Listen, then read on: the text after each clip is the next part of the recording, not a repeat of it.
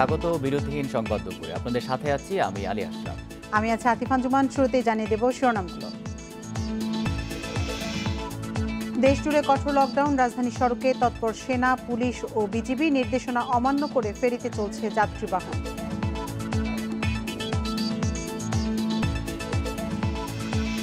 রাজশাহী, বরিশাল সহ 14 জেলায় আরও 132 প্রাণহানি। করোনায় 67 এবং উপসর্গ নিয়ে 65 জনের মৃত্যু।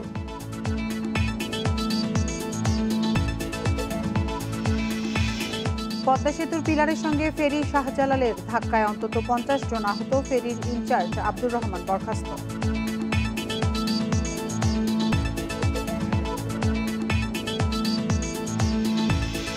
বাগেরহাটে ফকিরহাটে পিকআপ ভ্যানের সঙ্গে ইজি বাইকের সংঘর্ষ। ঘটনাস্থলে নিহত 6 আরোহী, আহত 1 জন।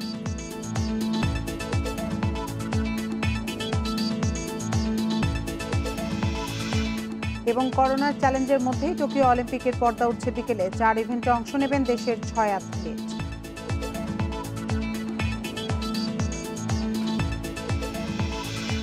শিরোনাম শুনছিলেন এতক্ষণ, এবার চলে যাচ্ছি পুরো খবরে।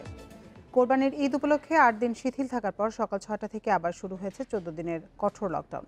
করোনা সংক্রমণ রোধে বিধিনিষেধ কার্যকরে কঠোর অবস্থানে রয়েছে আইন শৃঙ্খলা বাহিনী। রাজধানীর বিভিন্ন প্রবেশপথে চেকপোস্টে চলছে জিজ্ঞাসাবাদ। অকারণে রাস্তায় বের হলে ফিরিয়ে দেওয়ার পাশাপাশি করা হচ্ছে জরিমানা। শুক্রবার সকাল থেকে কঠোর লকডাউন কার্যকরে মাঠে নামে পুলিশ, র্যাব, বিজিবি ও সেনাবাহিনীর সদস্যরা। রাজধানীর বিভিন্ন গুরুত্বপূর্ণ পয়েন্টে চেকপোস্টে গাড়ি থামিয়ে জানতে চাওয়া হচ্ছে চলাচলের কারণ। খাদ্যবাহী গাড়ি, ওষুধ, তারপরে চামড়ার সংক্রান্ত যেগুলো আছে, বিদেশি যাত্রী যেগুলো আছে সেগুলো যেতে পারছে। এর বাইরে কোনো আমরা অ্যালাউ করছি না। যেগুলো আমরা শুধু ঘোরার জন্য বেরোচ্ছি, এই নির্দেশনার বাইরে যেগুলো আছে সেগুলোর বিরুদ্ধে আমরা প্রয়োজনীয় কার্যক্রম গ্রহণ করছি, আইনানুগ কার্যক্রম। জনগণের চলাচল নিয়ন্ত্রণে ঢাকায় কাজ করছে জেলা প্রশাসনের 30টি ভ্রাম্যমাণ আদালত। মানুষকে সচেতন করার পাশাপাশি বিধিনিষেধ অমান্যে করা হচ্ছে জরিমানা।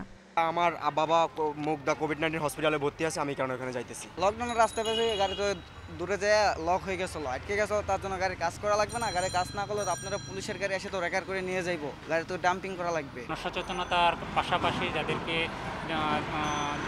দেখায় আমরা সন্তুষ্ট না হচ্ছি তাদেরকে আমরা জরিমানার আওতায় আনছি। আমরা যারা মাস্ক পরিহিত অবস্থায় বাইরে বের হচ্ছেন না কিংবা মাস্কের যথাযথ ব্যবহার করছেন না তাদেরকে আমরা সচেতন করছি এবং যারা একেবারেই ওয়াকিবহাল নন তাদেরকে আমরা জরিমানার আওতায় আনছি। এদিকে বিভিন্ন জেলা থেকে ভোরে ঢাকায় পৌঁছে পরিবহন সংকটের কারণে বিপাকে পড়েন অনেকে। রাজধানীর বাস ও লঞ্চ টার্মিনাল এলাকায় যানবাহন না পেয়ে পরিবারের সদস্যদের নিয়ে বেশ ভোগান্তিতে পড়তে হয় তাদের। টার্গেট দেখছি যে 6টার আগে আমি চলে যাব, কিন্তু দুর্ঘটনা এখন জ্যামে পড়ছে, এটা তো আমার কিছু করণীয় না। ফেরিঘাটে অনেক জ্যাম, যার জন্য আসতে লেট হয়ে গেছে, তা না হলে 6টার আগেই ঢুকতে পারতাম। কঠোর লকডাউনে সড়কে গণপরিবহন না চলায় সদরঘাট, গুলিস্তান সহ বিভিন্ন স্থানে ভারী মালপত্র নিয়ে গন্তব্যের উদ্দেশ্যে হাঁটতে দেখা যায় অনেককে। নূরে জান্নাত, ইন্ডিপেন্ডেন্ট নিউজ। লকডাউন পরিস্থিতি নিয়ে আরো জানাতে এবার রাজধানীর শাহবাগ ও গাবতলী থেকে যোগ দিচ্ছেন সহকর্মীরা। প্রথমে যাচ্ছি শাহবাগে, সেখানে আছেন সহকর্মী মাহমুদ শরীফ। শরীফ, আপনি তো সকাল থেকেই তথ্য সংগ্রহ করে আমাদের জানাচ্ছিলেন, এখন আছেন শাহবাগে, সেখানকার পরিস্থিতি কেমন দেখছেন? সড়কে মানুষের চলাচল কেমন? দেখুন, এখন দুপুর আবার শুক্রবার, এখন মানুষের চলাচল এমনিতেই কম। আর বরাবরই আমরা দেখে থাকি যখন কঠোর লকডাউন বা যে কোনো সাধারণ ছুটি হয়, এই দুপুরের পর থেকে চেকপোস্টগুলোতে একটু ঢিলেঢালা ভাব থাকে।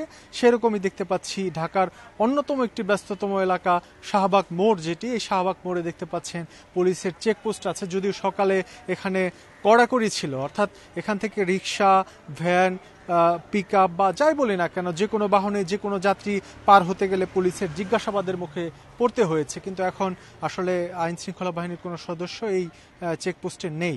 তো এরকম দৃশ্য কিন্তু আমরা এর আগের অন্যান্য যে চেকপোস্ট রয়েছে সেখানেও দেখে থাকি। যখন এরকম দুপুরের সময় থাকে বা একটু বিকেল গড়িয়ে আসে তখন একটু শিথিল ভাব চলে আসে, সকালের দিকে কড়াকড়ি থাকে। সকালে ঢাকার বিভিন্ন পয়েন্টে ঘুরেছি, সেসব পয়েন্টে দেখেছি বিজিবি, সেনাবাহিনী, পুলিশ তারা যৌথভাবে অনেক জায়গায় তল্লাশি চালিয়েছে, জিজ্ঞাসাবাদ করেছে, আবার কোথাও কোথাও আলাদাভাবে জিজ্ঞাসাবাদ করেছে এবং জিজ্ঞাসাবাদে যদি কেউ যৌক্তিক কারণ দেখাতে না পেরেছে তাকে জরিমানা বা ঘুরিয়ে দেয়া, তার যে গন্তব্যে যাওয়া সেটি সেখানে যেতে বাধা দেওয়া হয়েছে। এর পাশাপাশি আমরা একটি বিষয় লক্ষ্য করেছি, এই যে কঠোর লকডাউন শুরুর শুরুর প্রথম প্রহরেই কিন্তু যারা ঈদে বাড়িতে গিয়েছিলেন, ঢাকা ফিরেছেন, তারা চরম ভোগান্তিতে পড়েছিলেন এবং Sadarghat launch terminal, Gabtali bus terminal থেকে শুরু করে বিভিন্ন পয়েন্ট দিয়ে যারা ঢাকায় প্রবেশ করেছেন, তারা ঢাকায় এসেই যে যানবাহন সংকটে পড়েছেন, এর কারণে পায়ে হেঁটে তারা বিভিন্ন গন্তব্যে গিয়েছেন। ঢাকার যে প্রধান সড়কগুলি সেগুলি এখন বলা চলে রিকশার দখলে, এবং এই যে রিকশায় এক গন্তব্য থেকে আরেক গন্তব্যে যেতে অনেক গুণ বেশি ভাড়া গুনতে হচ্ছে। এবং অ্যাম্বুলেন্সেও দেখেছি যে সদরঘাট লঞ্চ টার্মিনাল এলাকা থেকে যাত্রী বহন করা হচ্ছে। যদিও আইনশৃঙ্খলা বাহিনীর সদস্যরা ঢাকার যেসব প্রধান প্রধান সড়ক রয়েছে সেই সব প্রধান সড়কে সকাল থেকে কড়াকড়িভাবে তাদের জানতে চাইছিলাম যে আমরা প্রধান সড়কগুলোতে পুলিশের নজরদারি দেখি বা আইনশৃঙ্খলা বাহিনীর নজরদারি দেখি, কিন্তু অলিগলির পরিস্থিতি সেগুলো কেমন?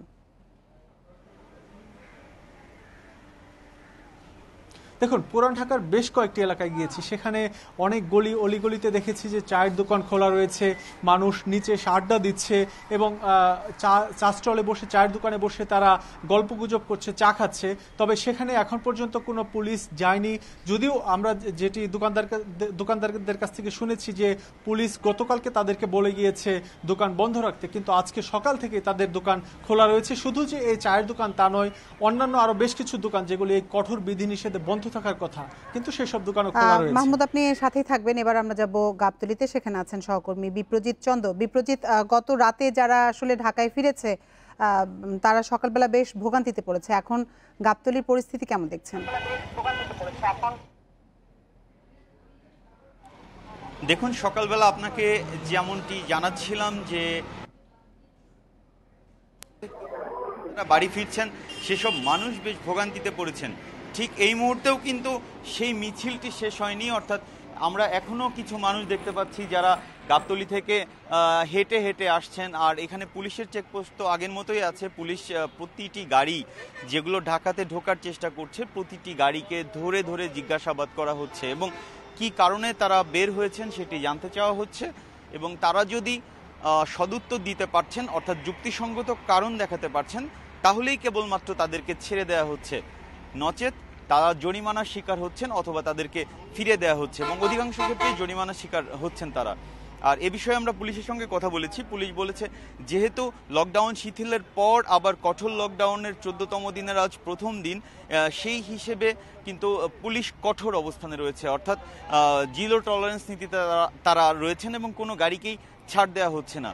আর এর পাশাপাশি আপনি জানেন যে শুধু পুলিশই না, বিজিবি সেনাবাহিনীও কিন্তু আইন শৃঙ্খলা পরিস্থিতিতে তারাও ভূমিকা রাখছে, অর্থাৎ তারাও বিভিন্ন পয়েন্টে চেকপোস্ট বসিয়েছে। আর এর পাশাপাশি ঢাকা জেলা প্রশাসন থেকে 30টি চেকপোস্ট কিন্তু বসানো হয়েছে এবং এসব চেকপোস্টে কিন্তু চেক করা হচ্ছে, যারাই কারণ দেখাতে পারছেন না বা অহেতুক বের হয়েছেন তাদেরকে ধরে ধরে জরিমানা করা হচ্ছে। তবে মহাসড়কে আমরা যে পরিস্থিতিটা দেখেছি সেই পরিস্থিতিটা কিন্তু অলিগলিতে নেই, অর্থাৎ অলিগলিতে বেশ কিছু দোকানপাট আমরা লক্ষ্য করেছি যেগুলো খোলা রয়েছে এবং সেখানে কিন্তু আইনশৃঙ্খলা বাহিনীর নজরদারিও সেভাবে আমাদের চোখে পড়েনি। কঠোর লকডাউনের প্রথম দিনের তথ্য জানাচ্ছিলেন আমাদের সহকর্মীরা। কঠোর লকডাউনের মধ্যেও মুন্সিগঞ্জের শিমুলিয়া ফেরিঘাটে মানুষের ভিড়। সকালে ঘাট এলাকায় 1 কিলোমিটার জুড়ে ছিল যানবাহনের সারি। এদিকে সড়কে লোকজন ও যানবাহনের চলাচল ছিল কম। লকডাউন কার্যকরে রয়েছে পুলিশ, সেনা সদস্যদের টহল। কঠোর লকডাউন, তারপরও বিধিনিষেধ অমান্য করে শুক্রবার সকালে শিমুলিয়া ঘাটে ভিড় ছিল ঢাকামুখী ও দক্ষিণবঙ্গগামী মানুষের। ঢাকায় আসার নানান অজুহাত দিচ্ছেন তারা। লকডাউন আবারও বাড়তে পারে এই আশঙ্কায় শিমুলিয়া বাংলাবাজার নৌ রুটে ভিড় ছিল দক্ষিণবঙ্গগামী মানুষের। আমাদের গার্মেন্টস বন্ধ দিয়ে দিছে, এই কারণে দেশ ঢাকা থেকে কি করবো, কি কাজকর্ম নাই, এলাকা দেশে চলে আসছি। সর্বর কাজে নিয়োজিত থাকার কারণে জরুরি ভিত্তিতে আমরা এখন ঢাকার উদ্দেশ্যে যাচ্ছি। এদিকে চট্টগ্রামে কঠোর লকডাউনের প্রথম দিনে সকাল থেকে লোকজনের উপস্থিতি অনেক কম। বাইরে বের হওয়া যানবাহন ও সাধারণ মানুষকে জিজ্ঞাসাবাদ করছে আইনশৃঙ্খলা বাহিনীর সদস্যরা। জরুরি প্রয়োজনে কেউ যদি বের হয় এবং তাদের সঠিক যে কারণ যদি তারা প্রদর্শন করতে পারেন তাহলে আমরা সেভাবে দিচ্ছি, আর না হলে আমরা তাদেরকে ফেরত পাঠিয়ে দিচ্ছি। রাজশাহীর কাঁচাবাজারে একেবারেই স্বাস্থ্যবিধি মানা হচ্ছে না, মাস্ক ছাড়াই চলছে ক্রেতা বিক্রেতার আনাগোনা। তবে শহরে ছিল ভ্রাম্যমাণ আদালত। সেনাবাহিনীর একটা কোম্পানি, 3টি প্লাটুন, বিজিবির 3 প্লাটুন এবং আমাদের ব্যাটালিয়ন আনসার 1 কোম্পানি এবং আরএমপির অনেকগুলো টিম স্ট্যাটিক টিম এবং মুভমেন্ট টিম, দুইটা টিমে সবগুলো কাজ করতে। বগুড়ায় জনসাধারণকে সচেতন করতে সকালে শহরের সাতমাথা থেকে পুলিশ, বিজিবি, সেনাবাহিনীর প্রশাসনিক কর্মকর্তারা যৌথ মহড়ার আয়োজন করেন। লকডাউনটাও আগের চাইতে খুব বেশি কড়াকড়ি করব। ইমার্জেন্সি সার্ভিসেস ছাড়া কাউকেই আমরা বাইরে বের হতে দিচ্ছি না এবং সবাইকে অনুরোধ করছি যেন তারা বের না হন। বরিশাল শহরের বিভিন্ন এলাকায় চেকপোস্ট বসিয়ে আইন অমান্যকারীদের শাস্তির আওতায় আনছে আইনশৃঙ্খলা বাহিনী। সোহেল জাহান, ইন্ডিপেন্ডেন্ট নিউজ ডেস্ক। লকডাউন পরিস্থিতির খবর জানাতে চট্টগ্রাম ও খুলনা থেকে যোগ দিচ্ছেন সহকর্মীরা। শুরুতেই চট্টগ্রাম থেকে যোগ দিচ্ছেন সহকর্মী আহসান রিটন। রিটন, লকডাউনে কেমন পরিস্থিতি দেখছেন চট্টগ্রামে? সাধারণ মানুষজন বিধিনিষেধ কতটা মানছেন?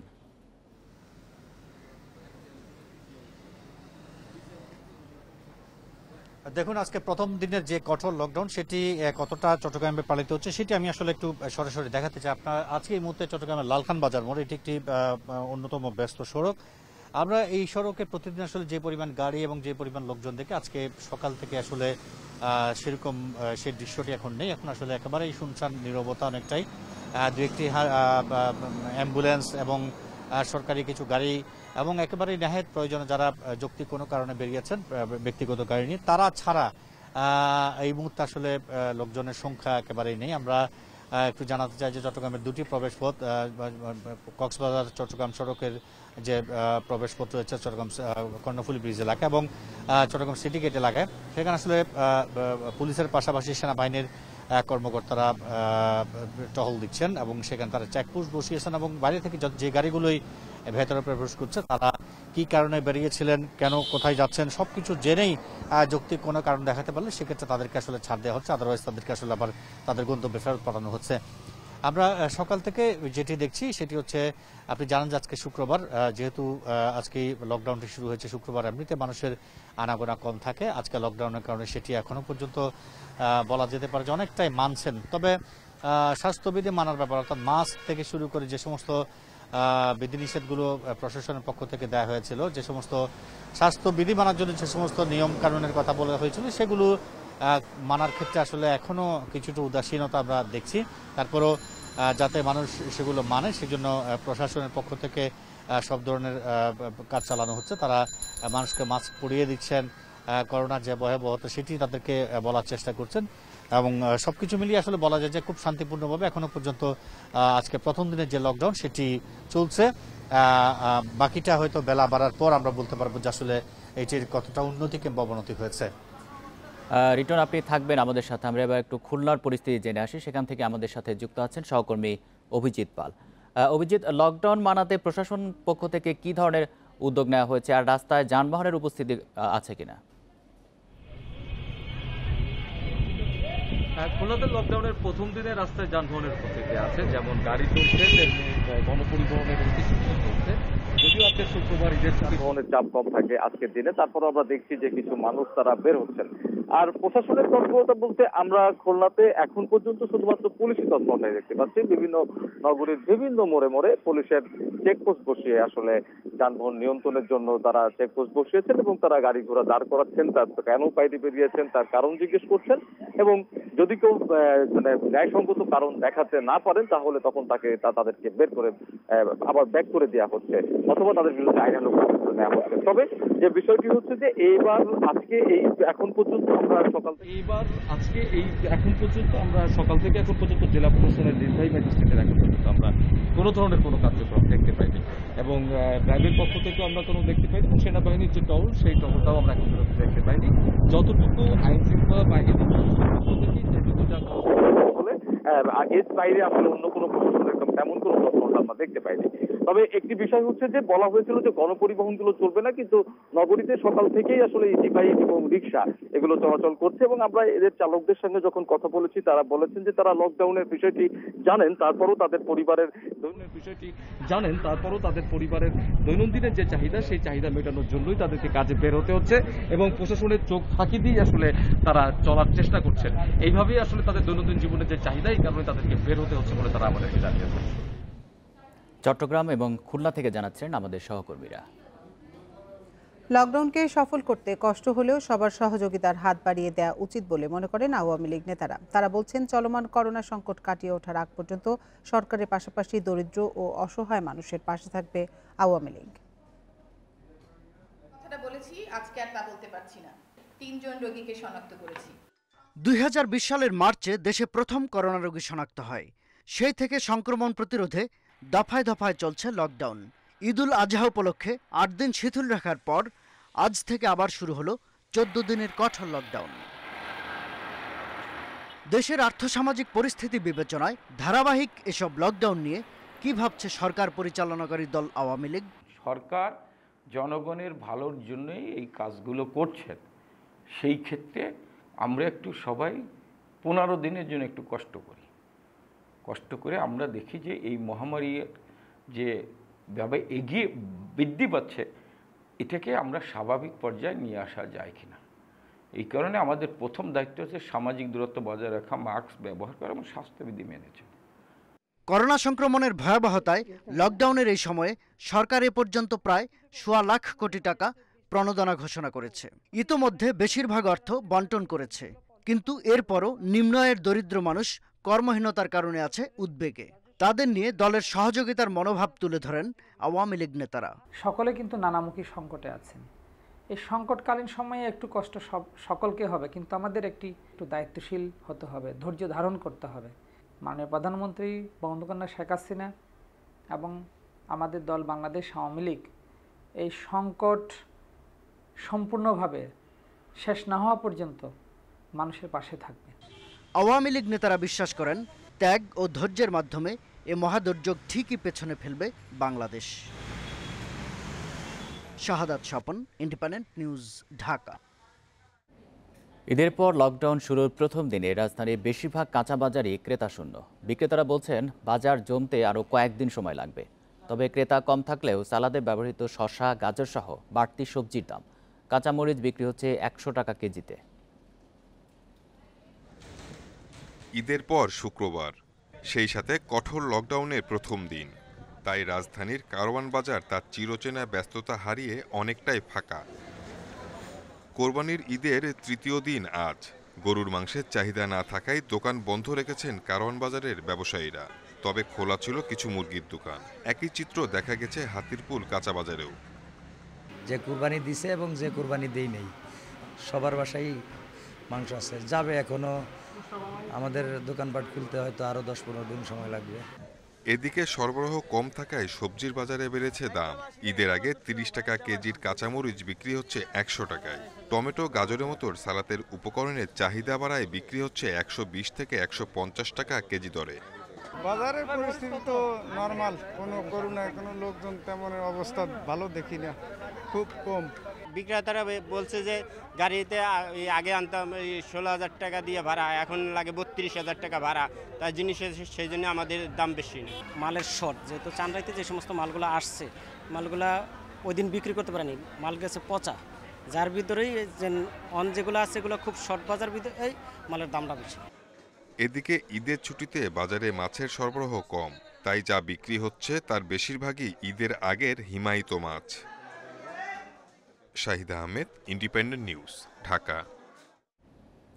লকডাউন পরিস্থিতিতে মাদারীপুরের বাংলাবাজার ফেরিঘাটের পরিস্থিতি জানাতে সেখান থেকে আমাদের সাথে যোগ দিচ্ছেন সহকর্মী রিপন চন্দ্র মল্লিক। রিপন, ঘাটের পরিস্থিতি কেমন দেখছেন? সেখানে যানবাহন এবং মানুষের চাপ কেমন?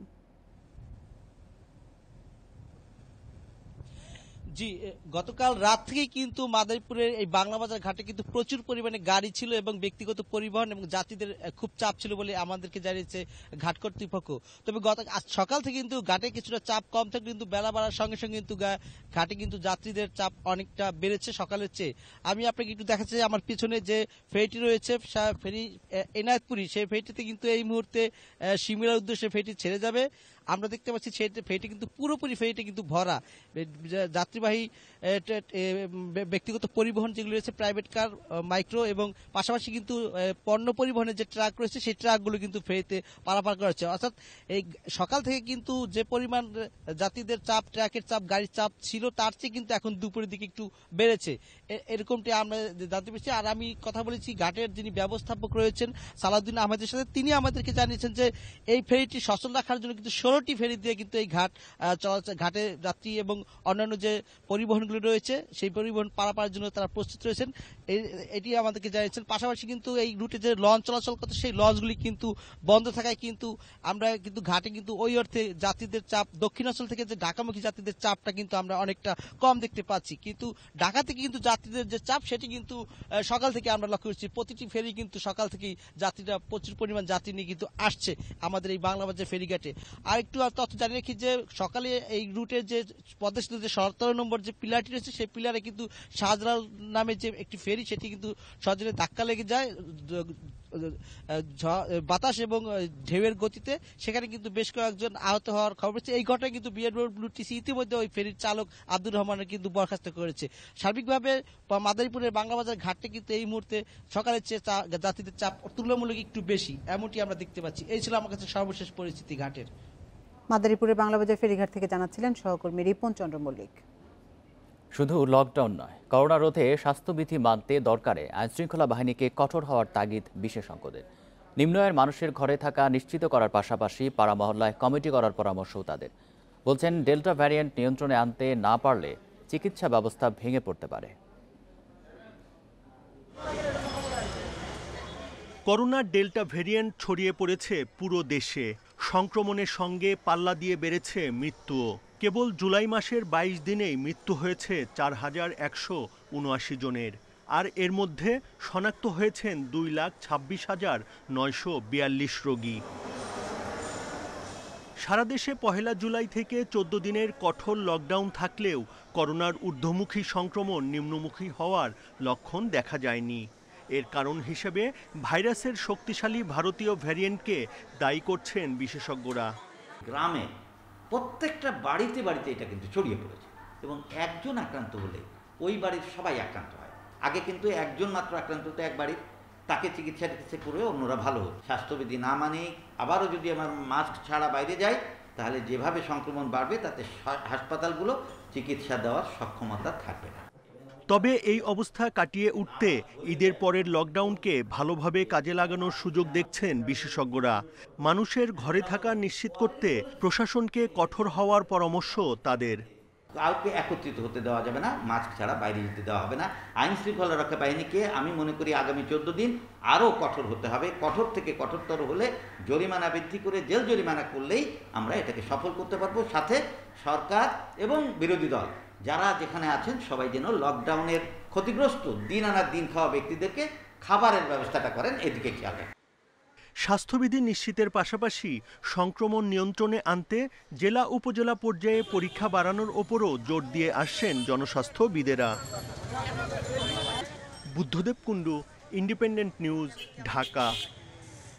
24 ঘন্টায় রাজশাহী, বরিশাল সহ 14 জেলায় 132 জনের মৃত্যু হয়েছে। এর মধ্যে করোনায় 67 জন এবং উপসর্গ নিয়ে মারা গেছেন 65 জন। সংক্রমণ ও মৃত্যু কমাতে আবারও লকডাউন মেনে চলার পরামর্শ দিয়েছেন চিকিৎসকেরা। রাজশাহী মেডিকেলের করোনা ইউনিটে গত 24 ঘন্টায় 22 জনের মৃত্যু হয়েছে, যাদের 6 জন করোনা এবং 16 জন উপসর্গ নিয়ে মারা গেছেন। ময়মনসিংহে করোনা আক্রান্ত হয়ে 9 জন এবং উপসর্গ নিয়ে 11 জন মারা গেছেন। সেখানে নতুন শনাক্ত 228 জন। শ্বাসকষ্টজনিত রোগ, কিডনির সমস্যা, ডায়াবেটিস, হার্টের সমস্যা, ক্যান্সার, এই রোগীগুলো বেশি আক্রান্ত হচ্ছে এবং তাদের মধ্যে মৃত্যুর হারটাও বেশি। খুলনায় গত 24 ঘন্টায় মারা যাওয়া 7 জনের 5 জন করোনায় আর উপসর্গ নিয়ে মারা গেছেন 2 জন। কুষ্টিয়ার করোনা বিশেষায়িত হাসপাতালে আরও 17 জনের মৃত্যু হয়েছে। সীমান্তবর্তী জেলা হয় আগে থেকেই সংক্রমণ বাড়ার শঙ্কা জানিয়েছিলেন চিকিৎসকরা। ভারতের সাথে আনঅফিশিয়ালি অনেক চলাফেরা ছিল। যখন এটা ভারতের ডেল্টা ভ্যারিয়েন্ট নিয়ে সতর্কতা জাতীয় পর্যায়ে আসছে, আমরা কুষ্টিয়া অন্যতম একটা ঝুঁকিপূর্ণ ডিস্ট্রিক্ট হিসেবে ছিল আর কি। তো যাই হোক, এত সচেতনতা সৃষ্টি করা সম্ভব হয় নাই আমাদের আসলে। বরিশালে 2 জন করোনা এবং 13 জন উপসর্গ নিয়ে মারা গেছেন। 188 জনের নমুনা পরীক্ষায় পজিটিভ 99 জন। গত 24 ঘন্টায় ফরিদপুরে বঙ্গবন্ধু শেখ মুজিব মেডিকেলে আরও 10 জন মারা গেছেন। সিলেটে 8 জনের মৃত্যু হয়েছে করোনায়, সেখানে আক্রান্ত 200। একই সময় চট্টগ্রামে মারা গেছেন আরও 6 জন। সোহেলি জাহান, ইন্ডিপেন্ডেন্ট নিউজ ডেস্ক। করোনা পরিস্থিতি নিয়ে আরো জানাতে এবার কুষ্টিয়া থেকে আমাদের সাথে যোগ দিচ্ছেন সহকর্মী মিলনুল্লাহ। মিলন, কুষ্টিয়ায় প্রতিদিনই কিন্তু সংক্রমণ এবং মৃত্যুর সংখ্যা বেড়েই চলেছে। গত 24 ঘন্টায় আমরা দেখতে পাচ্ছি যে 17 জন মারা গেছে। চিকিৎসকরা কি বলছেন এবং হাসপাতালের চিকিৎসা ব্যবস্থা কেমন সেখানে?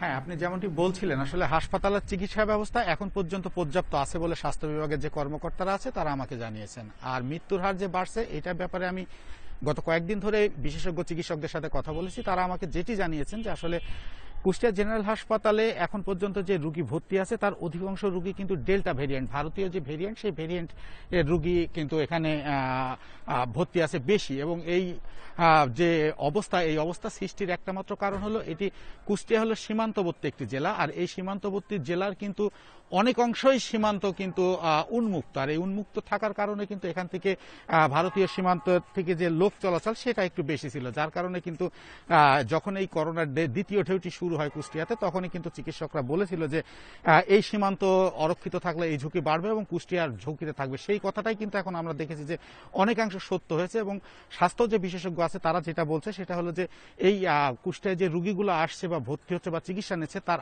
80 থেকে 85% রোগী কিন্তু ডেল্টা ভেরিয়েন্টের রোগী। এবং এই রোগীগুলো আক্রান্ত হওয়ার পরে আক্রান্ত হচ্ছে গ্রাম অঞ্চলে বেশি, এবং এরা গ্রাম অঞ্চলে আক্রান্ত হওয়ার পরে কিন্তু অবহেলার কারণে তারা প্রথম পর্যায়ে চিকিৎসকের কাছে আসছে না, যার পরে কিন্তু যখন চিকিৎসকের কাছে আসছে তখন চিকিৎসা দিয়েও তাদের যে অক্সিজেনের লেভেল তাদের উপরে ওঠানো সম্ভব হচ্ছে না এবং তারা কিন্তু মৃত্যুর কোলে ঢলে পড়ছে। তো এই কারণেই কিন্তু এখানে মৃত্যুর সংখ্যা দিন দিন বাড়ছে। আর চিকিৎসার ব্যাপারে যদি বলি, আসলে কুষ্টিয়ায় এখন পর্যন্ত যে অবস্থা আছে তাতে পর্যাপ্ত চিকিৎসা ব্যবস্থা আছে। তবে যদি এই চাপ যদি আরো বাড়তে থাকে তাহলে কিন্তু চিকিৎসকরা আমাদের কাছে যেটা বলেছে তাদেরকে এটা ম্যানেজ করতে খুবই কঠিন হয়ে যাবে। আর করোনার রোগীর চিকিৎসা ক্ষেত্রে সবচেয়ে প্রয়োজনীয় জিনিস সেটা হলো অক্সিজেন। এই অক্সিজেনের প্রথম দিকে একটু সংকট থাকলে পরেও কিন্তু কুষ্টিয়ার যিনি সংসদ মাননীয় মাহবুল আলম হানিফ তার সরাসরি হস্তক্ষেপে কিন্তু এখন এই অক্সিজেনের যে ক্রাইসিস সেটা কিছুটা দূর হয়েছে। তো মোটামুটি এই ছিল আমার কাছে কুষ্টিয়ার করোনা পরিস্থিতি নিয়ে সর্বশেষ সংবাদ। কুষ্টিয়া থেকে করোনা পরিস্থিতি সবশেষ তথ্য জানাচ্ছিলেন সহকর্মী মিলনুল্লাহ। দেশে করোনা টিকা নেওয়ার ন্যূনতম বয়স শিগগিরই 18 বছর করা হবে বলে জানিয়েছেন স্বাস্থ্য অধিদপ্তরের মহাপরিচালক ডাক্তার ABM খুরশিদ আলম। এছাড়া ভারত থেকে ট্রেনে করে অক্সিজেন আনার প্রক্রিয়াও চলছে বলে জানান তিনি। রাজধানীর করোনা বিশেষায়িত হাসপাতাল পরিদর্শন শেষে সাংবাদিকদের সঙ্গে এসব কথা বলেন তিনি। দুপুরে মুগদা জেনারেল হাসপাতাল পরিদর্শনে যান স্বাস্থ্য অধিদপ্তরের মহাপরিচালক। পরে গণমাধ্যম কর্মীদের বলেন, সারা দেশেই করোনা চিকিৎসার সুবিধা বাড়াতে কাজ করছে স্বাস্থ্য অধিদপ্তর। তবে জেলাগুলোতে নমুনা পরীক্ষার ফল পেতে 5 দিনের বেশি সময় লাগার জন্য স্বাস্থ্যকর্মীর অভাবকেই কারণ হিসেবে উল্লেখ করেন তিনি।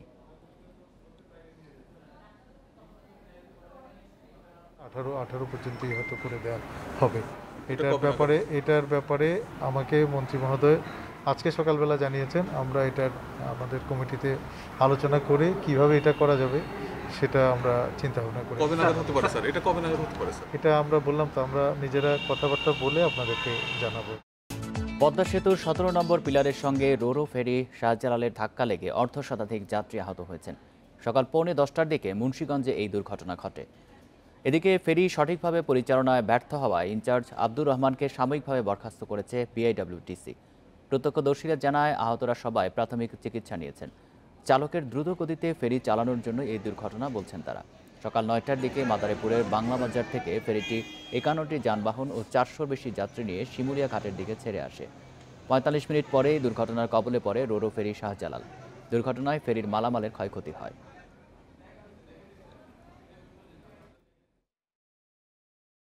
ইলেকট্রিক ফল্ট করছে, ইলেকট্রিক ফল্ট করে ওই আপনার ব্রেকার পড়ে গেছে। পরে আমরা তাড়াতাড়ি চেক করছি যে ব্রেকার পড়ে গেছে, ব্রেকার উঠাইছি, আবার সুগান সচল হয়েছে। ধাক্কা লাগে নাই, মানে আমার ফেরি গিয়ে চাপিয়া গেছে, এটার মধ্যে বাতাসের স্রোতে স্টপ হয়ে গেছে। বাগেরহাটের ফকিরহাটে পিকআপ ভ্যানের চাপায় ইজি বাইকের 6 যাত্রী নিহত হয়েছেন। আহত একজন। ঘটনাস্থল থেকে পিকআপ ভ্যানটি জব্দ করে চালককে আটক করেছে পুলিশ। শুক্রবার সকালে বাগেরহাটের নোয়াপাড়া বাজার থেকে ইজিবাইকে ফকিরহাটে যাচ্ছিলেন 6 যাত্রী। খুলনা মাওয়া মহাসড়কের বৈলতলী প্রাইমারি স্কুল এলাকায় ইজিবাইকটিকে ধাক্কা দেয় বিপরীত দিক থেকে আসা দ্রুতগতির একটি পিকআপ ভ্যান। এতে দুমড়ে মুচড়ে যায় সেটি। ঘটনাস্থলে প্রাণ হারান চালকসহ 6 জন, আহত হন 1 জন। মনে করি যে আরও অনেক সুদূর প্রসারী চিন্তা ভাবনা করা উচিত। তা না হলে আমাদের এই ব্যবসায় আমরা আসলে টিকে থাকতে পারবো না। গরু বিক্রি করতে না পেরে এ পেশায় টিকে থাকা নিয়ে আশঙ্কা খামারি ইসা মুনিমের। 5 বছর গরু লালন পালন করার পরে যে ক্ষয়ক্ষতি হয়েছে সেটা একেবারে আমার খামারের প্রায় সকল লাভ এখানে বসে পড়েছে।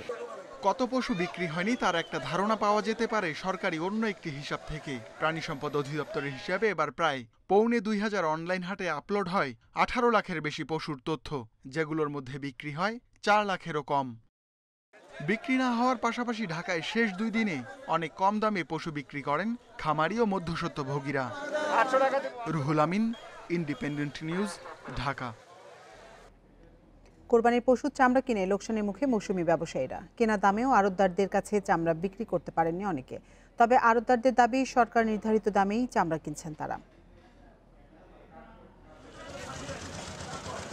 ঢাকার ট্যানারিগুলোর চাহিদার 30 থেকে 35 ভাগ চামড়ার যোগান দেয় নাটোরের চক বৈদ্যনাথ চামড়ার বাজার। কিন্তু এ হাটে কোরবানির পশুর চামড়া বিক্রি করতে এসে লোকসানের মুখে মৌসুমি ব্যবসায়ীরা। তাদের অভিযোগ, লাভ দূরের কথা, তারা যে দামে সংগ্রহ করেছেন সে দামও দিচ্ছেন না আড়তদাররা। গরু 500 টাকা পিস, খাসি 35 টাকা পিস, আর বর্গিগুলি বেশি 5 টাকা পিস। চামড়া কিনে যে দাম 35-40 টাকা কিনে, তো ওই কিনে দামও হচ্ছে না, গাড়ি ভাড়াটা সম্পূর্ণ লস। তবে আড়তদাররা বলছেন সরকার নির্ধারিত দামেই চামড়া কিনেছেন। ট্যানারি মালিকদের কাছ থেকে বকেয়া না পাওয়ায় মূলধন সংকটে তারাও। সরকারের বেঁধে দেওয়া নির্ধারিত রেটে আমরা কিনা বেচা করতেছি। ট্যানারিরা বলছে বাণিজ্য মন্ত্রণালয়ের কাছে যে টাকা চান আমরা টাকা দিতে পারবো না, যার কারণে চামড়া কেনার প্রতি সাধারণ ব্যবসায়িকরা চামড়ার প্রতি অনীহা সৃষ্টি হয়ে গেছে। এদিকে জয়পুরহাটের বেশিরভাগ মৌসুমি চামড়া ব্যবসায়ীও লোকসানের মুখে। পুঁজি হারানোর আশঙ্কায় অনেকে। খাসির চামড়া তো নিয়ে দিচ্ছে না, ওটা ফ্রি দিতে চাইলেও নেয় না। গরুর চামড়াও দাম নাই, অনেকগুলা চামড়া কিনছি, আমরা চামড়াটা নিয়ে যাব কোথায়? লোন করে টাকা তুলে যায় চামড়া কিনে, এখানে আসে 100-150 টাকাও দাম করে না, তাহলে আমরা কিভাবে চলবো? যশোরের রাজারহাটে এ পর্যন্ত যে পরিমাণ চামড়া এসেছে তা স্বাভাবিকের তুলনায় কম। লকডাউনের কারণে লক্ষ্যমাত্রা পূরণ নিয়ে সংশয়ে ব্যবসায়ীরা। যদি না চলে তাহলে মানুষ তো তার জায়গায় পৌঁছাতে পারবে না, হাট বাজারে পৌঁছাতে পারবে, তাহলে মাল কিন্তু আমদানি হবে, কিন্তু গতবার আমার যেটা মনে হয় যে এবারে আমদানিটা কম হবে। ব্যবসায়ীরা বলছেন চামড়া সংগ্রহে ব্যাঘাত ঘটলে দীর্ঘমেয়াদে নেতিবাচক প্রভাব পড়বে এই খাতে। Abu Noman, independent news desk. এবছর 3,19,000 পশু কোরবানি, মাত্র 4,000 কোরবানি হয়েছে নির্দিষ্ট জায়গায়। আগামী বছর থেকে নির্দিষ্ট স্থানের বাইরে কোনো পশু কোরবানি হবে না বলে জানিয়েছে সিটি কর্পোরেশন। প্রয়োজনে আইনের আশ্রয় নেওয়ার হুঁশিয়ারি দিয়েছেন মেয়র আতিকুল ইসলাম। ঈদের জামাত শেষে পাড়ায় মহল্লায় শুরু হয় পশু কোরবানি। নগরীতে বরাবরের মতো এবারও দেখা গেছে প্রকাশ্যে রাস্তার উপর পশু জবাইয়ের দৃশ্য। পশু কোরবানির জন্য 54টি ওয়ার্ডে 272টি জায়গা নির্ধারণ করে ঢাকা উত্তর সিটি কর্পোরেশন। সেখানে বসার ব্যবস্থা এবং ফ্রিজার ভ্যানে মাংস নিয়ে যাওয়ার ব্যবস্থা করা হয়। তারপরও 3,19,000 পশুর মধ্যে মাত্র 4,000 কোরবানি হয়েছে নির্ধারিত জায়গায়। যত তত্ত্ব যেখানে কোরবানি এবারও হয়েছে, রাস্তাঘাটে যেখানে হয়েছে, তবে নির্দিষ্ট কোরবানি দিলে দুর্গন্ধ বা পরিষ্কার পরিচ্ছন্ন বা রাস্তাঘাটে ময়লা আবর্জনা এইগুলো একটু কম হতো। আমরা যারা কোরবানি দিই ওখান থেকে বর্জ্যগুলি তাদের নেওয়ার জন্য খুবই ভালো জায়গা, এবং এটা নির্দিষ্ট স্থানটা ভালো জায়গা, এখানে কোরবানি দেওয়া উচিত। তবে আগামী বছর থেকে নির্ধারিত জায়গায় কোরবানি দিতে হবে নগরবাসীকে। মেয়র আতিকুল ইসলাম জানিয়েছেন, প্রতিটি জায়গায় পরিবহন ব্যবস্থা থাকবে। এরপরও কেউ যত্রতত্র কোরবানি করলে আনা হবে আইনের আওতায়। আমরা যে নির্দিষ্ট স্থানে যেখানে বলে দেওয়া হবে কোরবানি, সেখানেই এসে কিন্তু কোরবানি দিতে হবে। এখন সেটি দেখাশোনা করবে কে?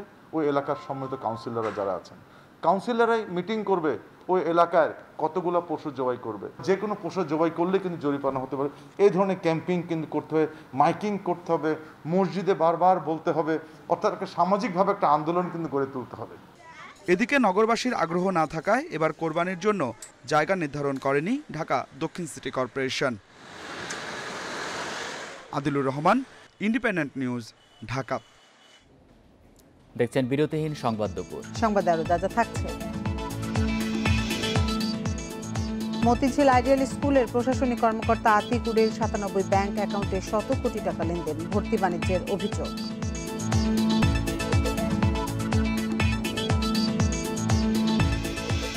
অক্সিজেন উৎপাদনে খরচ হবে ঘন্টায় মাত্র ৩ থেকে ৪ টাকা, পাওয়া যাবে ৬০০ লিটার অক্সিজেন। একই সঙ্গে দেয়া যাবে ৫ জনকে। এরকমই একটি অক্সিজেন কনসেন্ট্রেটর উদ্ভাবন করেছেন বগুড়ার প্রকৌশলী মাহমুদুন নবী বিপ্লব। সরকারের A2I প্রকল্প থেকে ছাড়পত্রের পর যন্ত্রটি এখন ক্লিনিক্যাল ট্রায়ালের অপেক্ষায়। অনুমোদন পেলে চিকিৎসায় খুব কাজে লাগবে বলে মত চিকিৎসকদের। গেল বছর দেশে করোনা সংক্রমণের শুরুর দিকে ডিসইনফেকশন বুথ বা আর্চওয়ে বানিয়ে আলোচনায় এসেছিলেন বগুড়ার প্রকৌশলী মাহমুদুন নবী বিপ্লব। এবছর পাশের দেশ ভারতে অক্সিজেন সংকট দেখা দেওয়ার পর চিন্তা করেন অক্সিজেন উৎপাদনের যন্ত্র বানানোর। 1 মাসের বেশি চেষ্টার পর সফল হয়েছেন তিনি। বানিয়েছেন সেই কনসেন্ট্রেটর। এতে বাতাস থেকে প্রতি মিনিটে অক্সিজেন উৎপাদন হবে 10 থেকে 12 লিটার। একই সঙ্গে দেয়া যাবে 5 জনকে। শুধু বিদ্যুৎ সংযোগ থাকলেই একটানা চলবে যন্ত্র। চাইলে বড় কম্প্রেসার লাগিয়ে হাই ফ্লো অক্সিজেনও উৎপাদন সম্ভব। 2টা কম্প্রেসার এখানে থাকবে, এট এ টাইমে একটা চলবে। আমরা 1 ঘন্টা বা আধা ঘন্টা বা 15 মিনিট 10 মিনিট এইভাবে আমরা সেট করে দিতে পারবো যে একটা 1 ঘন্টা চললো, ওইটা আবার বন্ধ হলো, আবার আর একটা 1 ঘন্টা চললো। তাহলে হবে কি একেবারে নিরবিচ্ছিন্নভাবে অক্সিজেন পাওয়া যাবে। ইন্টারনেটের মাধ্যমে দূর থেকেই জানা যাবে যন্ত্রটির অবস্থা। এমনকি হাসপাতালে অনেকগুলো কনসেন্ট্রেটর থাকলেও এক জায়গায় বসেই মনিটর করা যাবে। তো সেন্ট্রালি যেন এক জায়গা থেকে সে বসে দেখতে পারে যে কোন মেশিনের কন্ডিশন কি আছে, মেশিনটা চলছে কিনা। আর কোভিড সিচুয়েশনে রোগীদেরকে আমাদের মনিটরিং করতে হবে, কিন্তু কাছে যাওয়া যাবে না, ব্যাপারটা এরকম। তো সেটা মাথায় রেখে আমরা এই ডিজাইনটা করছি। প্রধানমন্ত্রীর কার্যালয়ের A2I থেকে অনুমোদনের পর এখন যন্ত্রটির ক্লিনিক্যাল ট্রায়ালের অপেক্ষা। এতে সফল হলে হাসপাতালে চাপ কমবে বলে আশা চিকিৎসকের। বাতাস নিয়ে অন্যান্য গ্যাসীয় উপাদানকে আলাদা করে অক্সিজেনকে তিনি কনসেন্ট্রেট করতে পারবেন এবং এটি মিনিটে 10 লিটার হিসেবে তিনি পারবেন। 2 লিটার করে পাবে, এরকম 5টা রোগীকে অ্যাট এ টাইম আমরা দিতে পারবো। পরীক্ষামূলক এই যন্ত্র তৈরিতে প্রায় 70,000 টাকা খরচ হলেও বাণিজ্যিক উৎপাদনে তা অনেক কম হবে বলে দাবি উদ্ভাবকের। আমিরুল লতিফ, ইন্ডিপেন্ডেন্ট নিউজ, বগুড়া। এক ব্যক্তির কয়টি ব্যাংক অ্যাকাউন্ট থাকতে পারে? খুব বেশি হলে 5 বা 7টা। তবে রাজধানীর মতিঝিল আইডিয়াল স্কুল অ্যান্ড কলেজের প্রশাসনিক কর্মকর্তা ও উপসহকারী প্রকৌশলী আতিকুর রহমানের অ্যাকাউন্ট সংখ্যা 97টি। ব্যাংকে শত কোটি টাকার লেনদেন, ঢাকায় হাফ ডজন বাড়িসহ বিপুল সম্পদের মালিক তিনি। ইন্ডিপেন্ডেন্ট টেলিভিশনের অনুসন্ধানে বেরিয়ে এসেছে এসব চাঞ্চল্যকর তথ্য। অরণ্য ইসলাম পড়াশোনা করছে রাজধানীর মতিঝিল আইডিয়াল স্কুলে ক্লাস 3-তে। এর আগে 2বার চেষ্টা করেও সন্তানকে ভর্তি করাতে পারেনি অরণ্যের বাবা মা। শেষ পর্যন্ত অন্য এক অভিভাবকের পরামর্শে প্রশাসনিক কর্মকর্তা আতিকুর রহমানকে 6 লাখ টাকা ঘুষ দিয়ে অরণ্যকে আইডিয়ালে ভর্তি করান বাবা রফিকুল ইসলাম। আমাকে যে নাম্বার দিয়েছে ওনারা নাকি ছেলে ভর্তি করছে, আতিক সাহেবের সাথে যোগাযোগ করলে আপনি ভর্তি করাইতে পারবেন। ভর্তি করাইতে হলে আতিক সাহেব বললো যে 6.5 লাখ টাকা লাগবে, আপনি যদি আমাকে 6.5 লাখ টাকা দেন তাহলে আমি ভর্তি করে দিব। ঘুষ নেয়ায় অভিযুক্ত Atikur Motijheel ideal school and কলেজের উপসহকারী প্রকৌশলী ও প্রশাসনিক কর্মকর্তা। 15টি ব্যাংকের 97টি অ্যাকাউন্টের মাধ্যমে 6 বছরে 110 কোটি টাকার লেনদেন হয়েছে। এসব অ্যাকাউন্টের মধ্যে সচল 22টি, বন্ধ 55টি এবং অব্যবহৃত 7টি। বনশ্রীর মসজিদ মার্কেটের সাথে লাগোয়া আতিকুর রহমানের মালিকানাধীন বিশ্বাস লাইব্রেরি। প্রতিষ্ঠানটি খুব একটা বড় না হলেও এর অ্যাকাউন্টে রয়েছে কোটি কোটি টাকা। আতিকুর রহমান খান। আফতাবনগরের বি ব্লকের 34 নম্বর বাড়িতে আতিকুর রহমান গড়ে তুলেছেন সুপার শপ বিশ্বাস বাজার। শুধু তাই নয়, রিয়েল এস্টেট কোম্পানি ভীষণ 71ও তার মালিকানাধীন। আফতাবনগর ও বনশ্রীতে রয়েছে আতিকুরের 5টি বাড়ি। তার বিরুদ্ধে ভর্তি ও নিয়োগ বাণিজ্যের অভিযোগ উঠলেও এ বিষয়ে কিছুই না জানার দাবি আইডিয়ালের অধ্যক্ষের। আইডিয়াল স্কুলের একজন যে কর্মকর্তা আতিকুর, ওনাকে নিয়ে আমরা কাজ করছিলাম। যেহেতু আপনি প্রতিষ্ঠান প্রধান, আপনার সাথে একটু কথা বলি। আমাদের কাছে অনেক অভিভাবক অভিযোগ করেছে যে 6 লাখ 6.5 লাখ টাকা নিয়েছে এবং তারপর ভর্তি করে। কিন্তু আপনি তো প্রতিষ্ঠান প্রধান, আপনাকে তো আমি প্রতিষ্ঠান প্রধান, হ্যাঁ আমি প্রতিষ্ঠান প্রধান, কিন্তু তাহলে গাইডেন্স আসলে কাকে টাকা দিচ্ছে, কে কার লেনদেন করছে, এটা কি আমার জানার বিষয়? বলেন।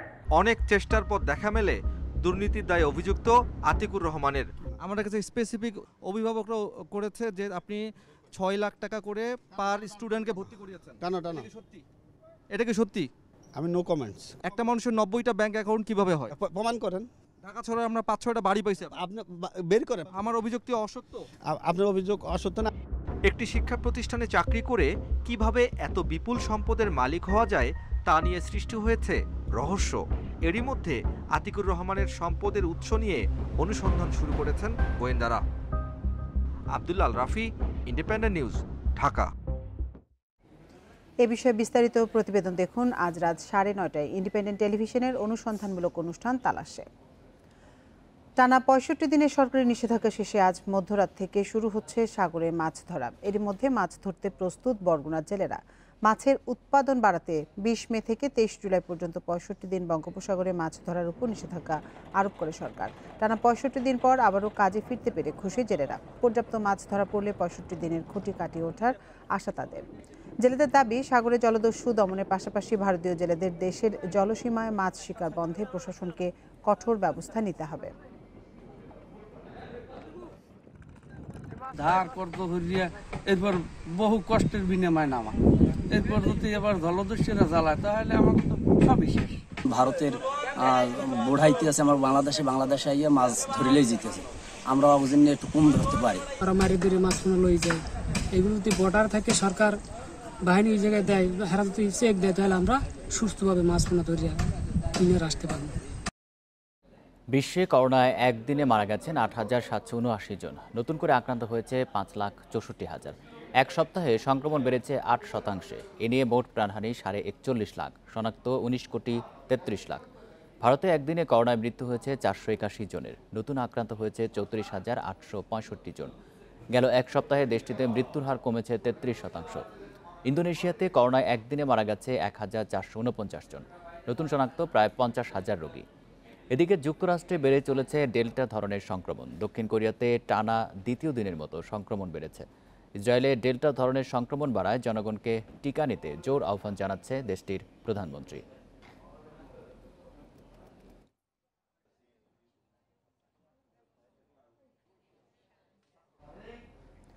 আনুষ্ঠানিকভাবে আজ উঠছে টোকিও অলিম্পিকের পর্দা। করোনা মহামারীতে আসর বাতিলের শঙ্কা জাগলেও মাঠে লড়াই শুরু হওয়ায় সেই শঙ্কা কেটে গেছে।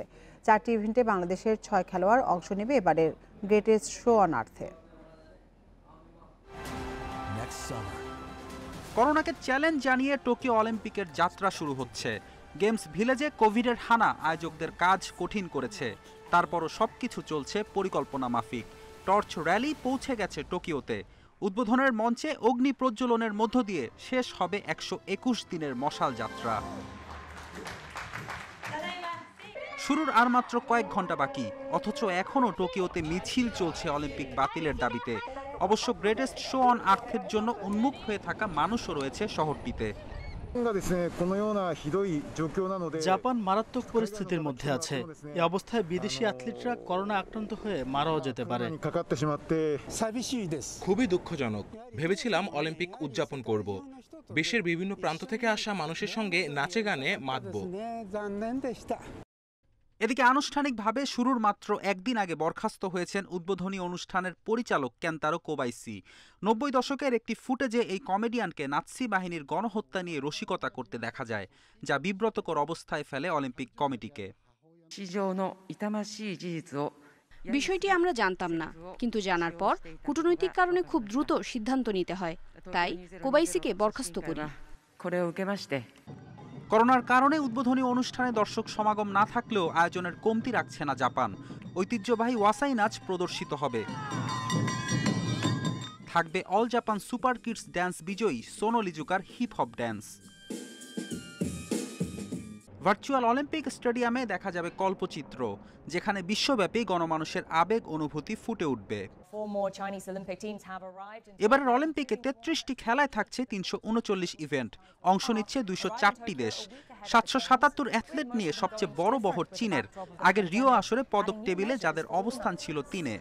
আর 46টি স্বর্ণপদক নিয়ে শীর্ষে ছিল যুক্তরাষ্ট্র। 613 সদস্য নিয়ে এবার দ্বিতীয় সর্বোচ্চ দল মার্কিনীদের। টোকিওর আসরে বাংলাদেশের 6 খেলোয়াড় 4 ইভেন্টে অংশ নেবে।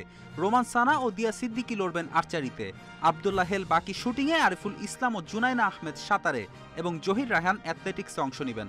নতুন স্বপ্নে অলিম্পিক যাত্রা এই স্লোগানে বাংলাদেশের পতাকা বহন করবেন সাঁতারু আরিফুল। ফেরদৌস ইসলাম, ইন্ডিপেন্ডেন্ট নিউজ। এদিকে আনুষ্ঠানিক উদ্বোধনের আগেই মাঠে নেমেছেন বাংলাদেশের অ্যাথলিটরা। আর্চারিতে র্যাঙ্কিং রাউন্ডে প্রতিদ্বন্দ্বিতা করেছেন রোমান সানা ও দিয়া সিদ্দিকী। 662 পয়েন্ট নিয়ে 64 জনের মধ্যে 17তম হয়েছেন রোমান। অন্যদিকে ভালো শুরু করেও শেষ পর্যন্ত 36তম হয়েছেন দিয়া। 720 পয়েন্টের মধ্যে 635 স্কোর করেছেন নীলফামারীর তরুণী। দুজনের সম্মিলিত 1297 পয়েন্ট মিশ্র ইভেন্টে টিকিট নিশ্চিত হয়। তবে মিশ্র ইভেন্টের প্রথম রাউন্ডেই শক্তিশালী দক্ষিণ কোরিয়ার মুখোমুখি হতে হবে বাংলাদেশকে। গত মে মাসে সুইজারল্যান্ডে বিশ্বকাপ স্টেজ 2-তে ফাইনাল খেলে সবাইকে চমকে দিয়েছিল রোমান দিয়া জুটি। সেই আত্মবিশ্বাসে এবারও ভালো করার স্বপ্ন দুজনের। একক এলিমিনেশন রাউন্ডে 27 জুলাই রোমানের প্রতিপক্ষ যুক্তরাজ্যের টম হল, আর দিয়া খেলবেন বেলারুশের দিও মিন্সকায়ের বিপক্ষে। বিরতি ছাড়াই হারারেতে দ্বিতীয় টি-20তে মুখোমুখি হচ্ছে জিম্বাবুয়ে ও বাংলাদেশ। ম্যাচ শুরু বিকেল 4:30টায়। এবারে জিম্বাবুয়ে সফরে এখনও হারের স্বাদ পায়নি বাংলাদেশ। টেস্টের পর ওয়ানডেতেও শতভাগ জয় টাইগারদের। গতকাল অনুষ্ঠিত প্রথম টি-20তে 8 উইকেটে জয়ে চাঙা মাহমুদুল্লাহর দল। দুর্দান্ত ব্যাটিংয়ে আলো কেড়েছেন নাইম সোমরা। দ্বিতীয় ম্যাচেও সেই ধারাবাহিকতা ধরে রাখতে চায় বাংলাদেশ। অন্যদিকে সিরিজ বাঁচানোর চ্যালেঞ্জ জিম্বাবুয়ের। টেস্ট ওয়ানডে ব্যর্থতার পর টি-20তে ঘুরে দাঁড়াতে মরিয়া রোডেশিয়ানরা।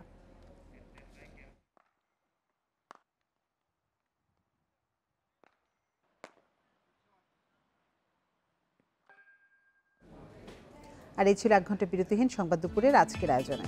ইন্ডিপেন্ডেন্ট টেলিভিশনের সব খবরের আরও বিস্তারিত জানতে চোখ রাখুন ফেসবুক, ইউটিউব এবং টুইটারে। ধন্যবাদ সবাইকে।